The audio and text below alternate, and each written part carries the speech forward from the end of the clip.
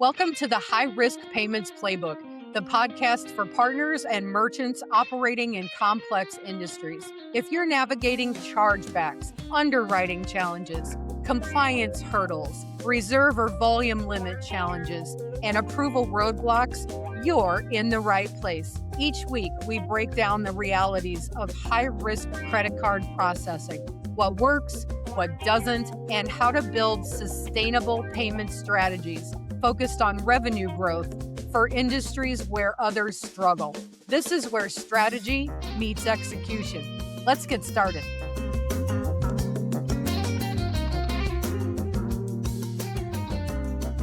Welcome, everyone. My name is Rene, and today we are on the first episode of the High Risk Payments Playbook. Today we have a special guest as well in-house, and for today we're going to be talking about what is high-risk payments and why it matters more than you think. So without any further ado, let me introduce you guys our guest, Lisa. Hi, Lisa. How are you? Hi, Renee. I'm great. How are you?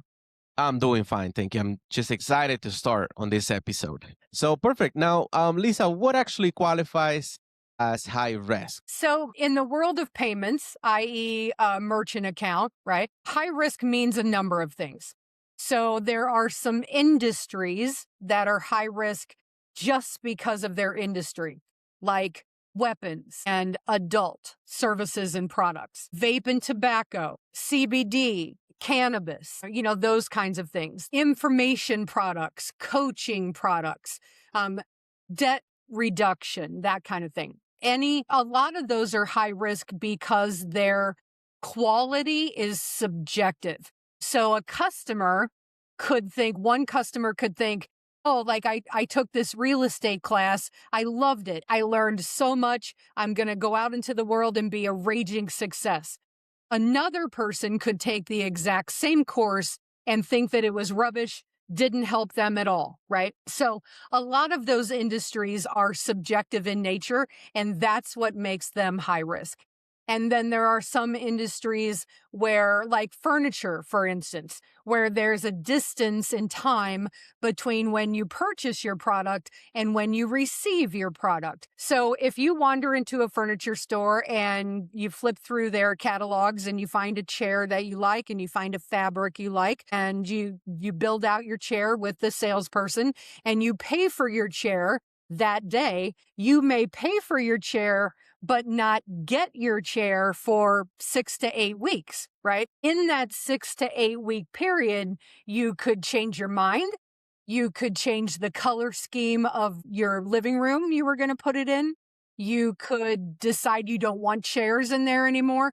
Like a gazillion things could happen in the 6 to 8 weeks between when you paid for it and when you're going to receive it. And so for that reason, that lapse of time makes things like furniture stores high risk. There are also membership or subscription-based businesses that are all high risk for that reason. Because like for gymnasiums, for instance, you sign a contract, you're totally motivated, January 1, you sign a contract for a year that you're going to go to the gym. And frankly, like most people, you might go 3 or 4 times and then you're like, I don't want to do this anymore. And so you call the gym and you're like, look, I'm not coming anymore. I don't want to pay for my membership. And they're like, well, you signed a contract for a year, right? And so now you're in, a bit of a situation that you're going to have to figure out. And so because of that, membership or reoccurring charging businesses, right, where your payment happens automatically every month, makes those merchants high risk. And then there are merchants that are just e-commerce, for instance. Like everything in this industry is based on risk. That's the magic word for most things. I'm going to say it a million times. You're going to hear me say it over and over and over. Risk on an e-commerce transaction because the card is not present, right? I'm not walking into your store with my credit card in hand and either putting it in and on a debit card entering my PIN number or handing it to you and you're going to run it. You are taking my word for it that I'm entering the proper information from my card into your shopping cart. I could make a mistake. I could be a fraudster. I could be somebody sitting in my living room in Alaska and saying that I am, somebody sitting by the beach in Florida and I'm not at all that person, but somehow I acquired their credit card information and I want to do some shopping. And so I'm going to do that. And since I don't have to have the card physically, I can just key in the information. That transaction is riskier. That makes all e-commerce transactions higher risk. So Okay. there are a couple other examples, but for the most part, those are the reasons why some transactions are higher risk than others. Okay. Well, thank you for that. Now, if I have a business, how can I understand and what makes my business a high risk? Like how merchants can understand or can identify that they are high risk. So it's typically your industry and how you take cards. Those are the two biggest factors in determining if you are a high risk business or not. So your industry, like weapons and adult and CBD and what have you, those verticals are high risk, period. They just are because the card brands, Visa, MasterCard, Discover, American Express, have data and statistics that say that transactions are more likely to turn into chargebacks or be fraudulent or have some kind of issue in those particular industries versus, say, a restaurant or a pet store or, a Wendy's, for instance, right? And so those industries specifically are high risk because of their nature. And you are also a merchant who will be considered high risk if you have that lapse of time between when your customer pays you and when you deliver their product. And also if you are a membership based business, subscription based. Okay. Nice. We have received these questions and we have this question all the time. Why don't banks like to board a high risk merchant account? Okay, so here we go on a risk deep dive, right? I promised I would say the word risk a million times, and I'm about to. So, banks underwrite merchant accounts. And what that means in the United States is that the only organizations that can move money in any way have to have a banking charter, right? So, behind every merchant acquirer, processor, whatever you want to call us, there's a million terms for us. We are underwritten by a bank. So when you come to us for a merchant account, we fill out the application, we send that to a bank. That bank has a team of underwriters that are going to look at the information that you shared with us, that we are going to share with them, and determine your risk level.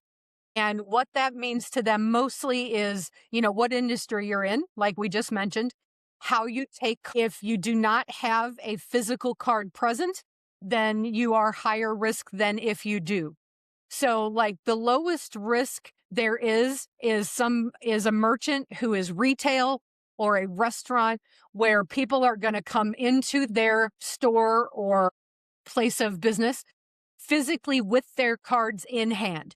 And they are likely going to enter them into a terminal or a point of sale system themselves or hand it to the salesperson and they will enter it.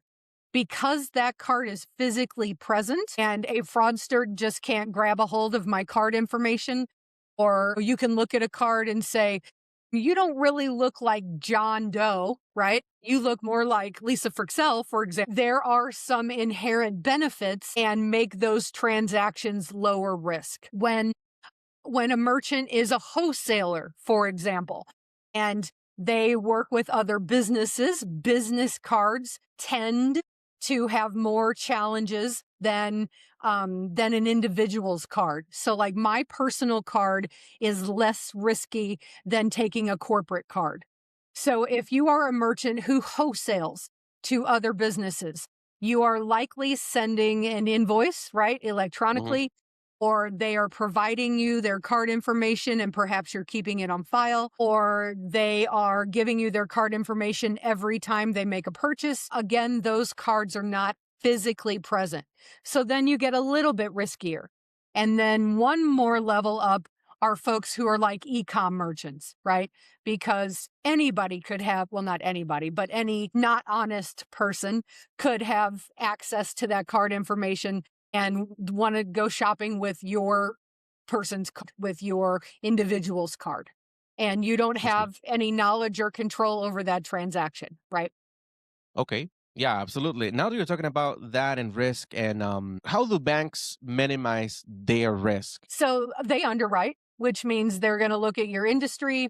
They are going to look at how you do business. Are you a retail merchant or not? What your volume is. It is much riskier if you do $10 million a month in volume versus if you did $100 in volume, right? The more volume you do, the more transactions you run, the riskier you are. The higher your average ticket. So that's lingo in my industry, which means your average transaction amount. If your average transaction, because you're a quick service restaurant, is $15, you are less risky than a merchant that manufactures airplane engines and your average transaction amount is maybe $50,000, right? So they look at that kind of thing. They look at your history, your merchant processing history, and do you have a reasonable amount of chargebacks or an excessive amount of chargebacks? So a chargeback means that a customer of yours is disputing a transaction. So that means either they were shopping in your store and don't remember and don't have a receipt handy. It's likely they just are thinking erroneously, or it's fraud. Somebody got a hold of their card information and went shopping and it wasn't them. So there's a variety of important components that go into the way a bank underwrites and how they see risk. So they have a couple options for minimizing risk. The first is they might give you, like, if you process $50,000 a month in volume, they might say, okay, yeah, we'll open a merchant account for you, but we're going to limit you at that $50,000 in transactions, right? So we're going to set a limit. Also say if you're really high risk or you're a brand new business that has no processing history, they might also say, we want to reserve, which means we want to hold back and keep some of your processing volume, some of your dollars, to manage any potential risk that comes our way. So if you're in a high risk industry that sees on average a lot of chargebacks, right? Like you're a gambling merchant, there's a lot of chargebacks with gaming merchants. So because they have that data from the card brands, banks understand that it is very likely that you will have more chargebacks than, say, a shoe store, right? Hmm. And Hmm. so because of that, they very well might ask for a reserve. Typically, it's a rolling reserve, which means if they ask for $5,000 in reserve, once you hit $5,000, they then start to give you 100% of your volume. Or they will give you, if they want a bigger percent first and then it scales down, they will give you back what they held in the beginning and start to take less as time goes on, right? So Hmm. there's a couple ways that banks manage reserves, but it's a possibility that they might ask for one. So between how they underwrite, they set limits potentially on merchant volume transaction. They may or may not ask for a reserve, and they may, if you're really high risk, require you to have an RDR product, which stands for Rapid Dispute Resolution, which translates to a product that helps merchants manage chargebacks, right? Because they know your industry has an expected percent of chargebacks. They know that you're going to have them. And so they want you to put a product in place to help you manage that. And so they could do all of those things. They could do one or two of those things, but that's typically what we see from banks and how they manage risk on a merchant account. Okay. Thank you. Wow, that's a lot of information and very important information, to be honest. Why most advice that we see online is wrong? Why do you think that? Goodness, there's so many reasons. Firstly, and this is 100% true, the rules change, it feels like constantly. The Hmm. card brands, so again, Visa, MasterCard, Amex, Discover, they change rules officially in April and October of every year. But that doesn't mean that things don't change in between. They've made a lot of changes recently to chargeback ratio rules. People hear the term VAMP a lot. If you've been reading up on merchant services, you will hear that term. That's related to chargeback ratios and how chargebacks are handled. And so, there's so much that goes into determining risk levels of each merchant type. So the card brands have different interchange levels, which the word interchange, it means cost. And to merchants, that means rate, right? What rate they pay or rates potentially. And so much goes into figuring out what those interchange rates are going to be and what the rules are going to be, that it is in fact very, very difficult to keep up. Secondly, processors don't always do the best job at communicating, and merchants typically don't do a very good job of paying attention. So for the information to trickle down from the card brands through the processors to the merchant doesn't always flow the way one would like. And so Hmm. there's a lot of potential breaks in that process. And, not necessarily any specific one's fault, but, merchants very, very often don't understand or have paid attention to the information that they need to know and that's important to them. And so something will change.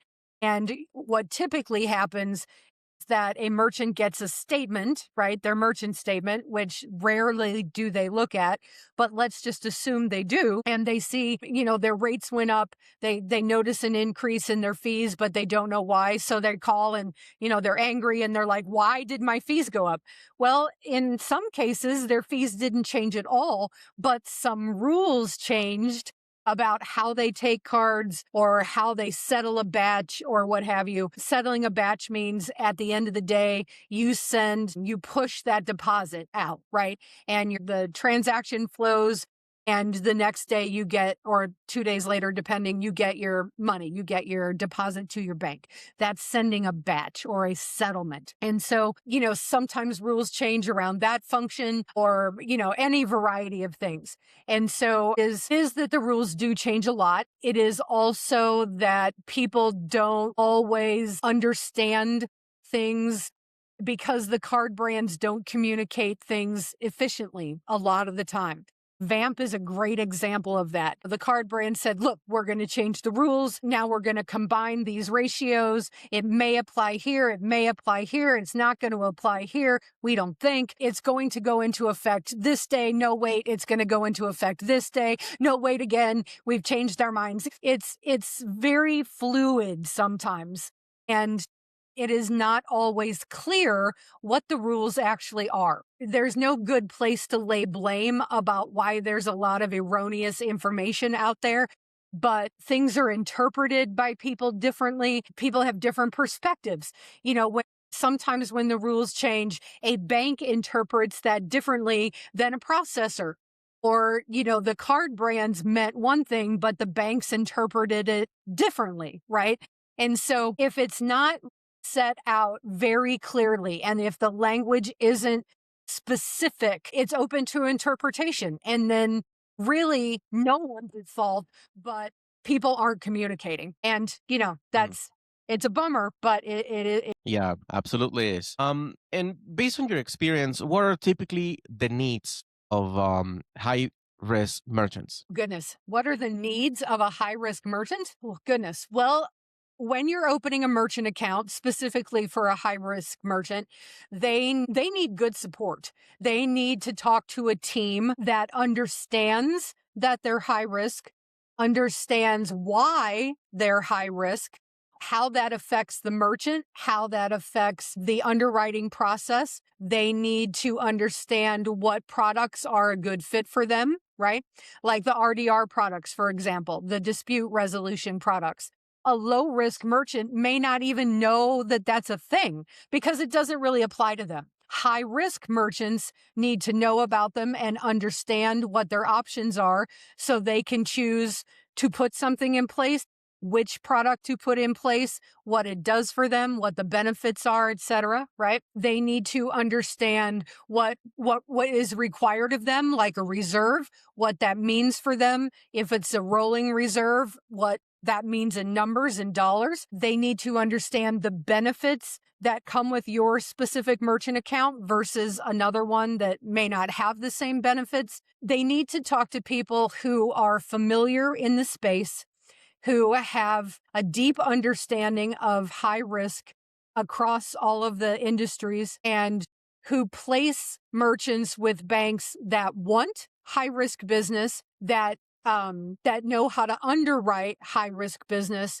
and that are expecting that relationship long term. And you want to be familiar with your merchant services team because cash flow is king. A merchant cannot stay open in most cases if they don't have consistent and reliable cash flow. And so, this day and age, that's based mostly on their processor, right? Like 90+% of their transactions, or 100% if they're e-com, run through their merchant processor. And so they need to know the ins and outs of that merchant account, the pros, the cons. They need to be educated. And if you don't work with a processor that is specialized in high risk, you probably won't get a person that understands it well and can educate you well. Absolutely, yes. You're right about that, actually. How does having a specialized provider make a difference in this case? Because you want to be properly educated on what you need, what products you need, what service you need, what underwriters are looking for, how to minimize your risk with your customers. For instance, if you are an e-commerce merchant and you go with a processor not experienced in high risk, they probably won't even look at your website, to be honest. But if they did, it would be a cursory look, and they would say, okay, www.lisasstore.com exists. Great. We're going to push this off to the bank. A processor familiar with the high risk space will review that website. They will look at things like your customer service number. They will phone that number and make sure that it's functional. They will look at your return policy or your refund policy and advise you if it's really generic, or if you don't have one. They should, if they're a good partner, advise you to either add one or to detail it, better than it is if it's very general. Mm-hmm. They will look at your products and, make perhaps description suggestions, right? Like if you just say, trench coat, $199. Okay, well, is trench coat a good description? Does that describe to the customer what they can expect to receive, right? Maybe some good advice there would be a canvas trench coat that is, 58 inches in length and waterproof or water resistant, or, whatever details about that particular product help the customer understand what they can expect, right? So it's usually a description about the item, the color, the size, the dimensions, the quality of the product, that kind of thing. Was it resourced from one particular place or not? That sort of detail can be important in avoiding chargebacks. Because if you just say trench coat, $199 at that price point, a customer is probably going to expect some level of quality, right? Yeah, absolutely. Yeah. And if you send them those clear plastic sort of, I hate to call it a trench coat, it isn't, but the kind you get at the ballpark when it starts to downpour, right? And it's literally just this piece of plastic you pull over your head. That's likely not what a customer is going to expect. Is it a trench coat technically? I suppose so. But is it a descriptor that is going to educate your customer so that you prevent them from saying, I paid $199 for a piece of 79-cent plastic, right? I'm sending this back. And then if they want to return, but you don't take returns, or you don't have a return policy, or they can't get a hold of you because you don't have a customer service number and or email, they're going to issue a chargeback, right? And so now you have set yourself up for an escalated amount of chargebacks. And that, of course, is an issue for everyone involved. And so there are things that merchants can do to help mitigate their own risk. And they need to be advised by a team, by their support team about that. Okay. Okay, well, absolutely. And now that we're talking about examples like the one that you just did right now, what typically goes wrong in a merchant account setup? Goodness, what goes wrong? Well, assuming we have already talked about why chargebacks are an issue, we could talk about the same with refunds. If a merchant starts refunding like crazy, a bank is gonna we are gonna get alerts, and the bank is gonna say, "What's going on there?" The merchant went from a 1% refund rate to a 13% refund rate, and then it's our job to reach out to you, Mr. Merchant, and say, hey, we see that your merchant account went from this percent of refunds to this percent of refunds. What's going on? And a legit merchant will say, you know what, we got a bad shipment. We issued refunds immediately because the product was not what we expected it to be either. And we weren't happy with the quality. And so anybody who purchased that product that we have record of, we've issued a refund to, right? It could be a very good thing because it's proactive on the merchant's part, which is awesome. It also could be, a merchant had kind of an ugly, what do I want to say, breach in their security. And somebody walked into their store and got a hold of some credit card information and decided to use it, right? And so that's kind of the ugly side of merchants not being very careful with credit card information, the numbers, the expiration dates, the CCVs, etc. So there's a reason why electronic is better than paper, right? Why paper Yeah. was an ancient way to transact card transactions, and why I hope no one is doing that this day and age. And if you are, please stop immediately. And I would say that to any merchant and to any partner. If you know any merchant in the world that is still writing down a credit card number and credit card information, they need advice desperately. So what could go wrong with a merchant account? Honestly, if you have a solid processor who is your partner, any discrepancy that the data's showing, like, if a merchant account went inactive for X amount of hours or days, a good processor will say, hey, these merchant accounts stopped processing. Is something going on? Like, did that merchant go out of business? Did they go on vacation and just shut their restaurant down for a week? Are they a tax business and now it's not their peak season? It's, November, and they're just not going to work until January 1. Like, what are the reasons why an account went inactive? We should also notify you if an account went live, which means somebody started activity on that account, because there has been times, thank God few of them, but there have been times when an account went live, but that merchant's e-commerce store wasn't even set up yet, right? Somebody got a hold of some card info and started processing and, pocketing that money, or, however that fraudulent behavior happened. So any change in behavior should be monitored, and the merchant should be notified if it's outside expectations. Because a merchant should say, look, I'm getting my e-commerce store set up. We'll begin processing in a month, but I need to get my gateway set up. So let's do this now. And so we know then, the processor knows not to expect activity for a month. So if somebody starts processing in 3 days, we need to reach out and say, hey, you're running activity on your account already, right? And so any odd or out of normal behavior, one that merchants don't always understand why it's a trigger, is like they have a launch, right? They're going to launch a product. It happens all the time in e-commerce space. And so they've been chugging along and they've been processing, we'll say $1,000 a day for months. And now March 1 is here and their launch is March 1, and they've been pre-selling and doing a lot of marketing and getting their audience all excited for their product. They launch their product and their volume spikes. They do $1,000 that day, right? So they went from a very average $1,000, $1,200 a day to $50,000 a day. A bank is going to say, what's going on? Why did that happen? Right. And so we get an alert about that, and we should reach out to the merchant if we don't already know. And they will say, oh, we did our product launch. And then we can communicate to the bank, it's good.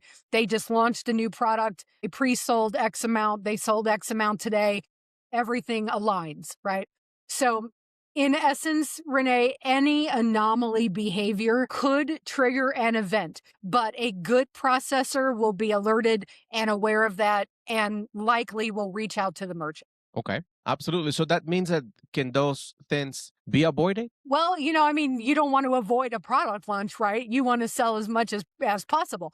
But Hmm. any negative behaviors on a merchant account can be avoided to some extent.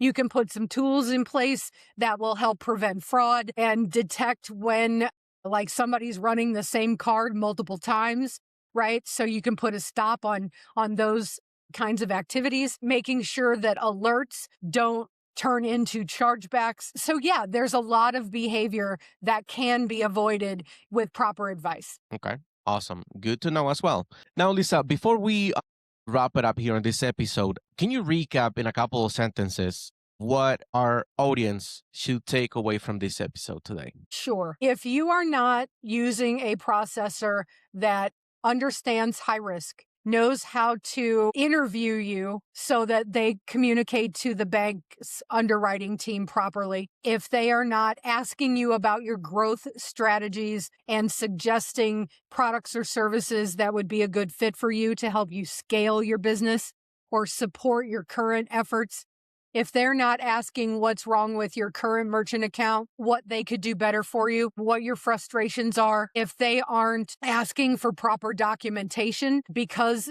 there are some processors out there that don't underwrite at all. The Squares, the Stripes, the PayPals, those guys are considered aggregators or PayFacs. It means the same thing. But what PayFacs and aggregators mean is that essentially they have one merchant account. They could have millions of merchants, but they have one account.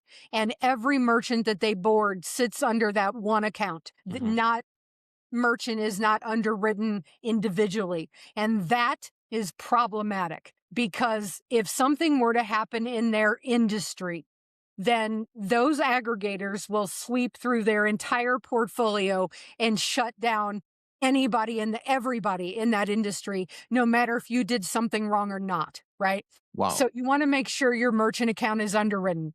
You want to make sure that you are communicating as much as possible about your business, how you do business, how you take cards, what your growth trajectory looks like, and that your processor is asking for proper documentation like merchant statements, bank statements, a copy of your ID, front and back, those kinds of things that they're going to submit to the underwriter, then you are not being properly managed. You are not given every advantage that you could be given. So look for a team that is smart in the space and knows it well. Look for a team that asks questions and takes time with you about your business and how you manage cards and what your process looks like, who your customers are. Are you retail? Are you wholesale? Are you e-commerce? All of those things factor into a proper setup for your specific merchant account. And that's what you need. You need a merchant account built for you, not someone else. One size does not fit all in this regard. Okay. Absolutely. Well, thank you, Lisa, for everything. All this information. I am pretty sure that this information will be very important to all of our audience and merchants. Well, thank you very much for You're welcome. all this time today. You're welcome. Thanks, everybody. Thank you. See you in our next episode. Thanks for listening to the High Risk Payments Playbook. If this episode brought you value, share it with a partner or a merchant who operates in a high risk industry. For more insights and resources, please visit us at zenti.com. That's ZENTI.com. Until next time, operate with efficiency, process smarter, and stay ahead of risk.